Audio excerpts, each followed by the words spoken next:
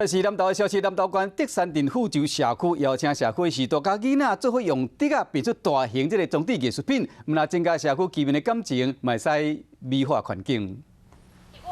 老大人含囡仔伫咧德山镇富洲里的公路公园，分工做这件大型的装置艺术品，这个叫做颐养亭，代表社会民众团结做伙，感情才会愈来愈浓。那取名叫圆融，就是说，希望我们在做社区的时候啊，大家能够互相的团结。德山镇公所为了推广竹艺文化，拢会赞助经费，互社区来设课程。社区民众伫咧制作过程，地当来学到一寡物件，大家拢真欢喜，会当替社区尽心着。很棒的一个竹编的一个编织的一个题材，在我们社区里面看得到啦。欢迎大家到富洲社区来看看他们的公共艺术。富洲社区民众无分老的少年的，透过实际行动来增强社区，和竹艺文化技术会当代代传落去。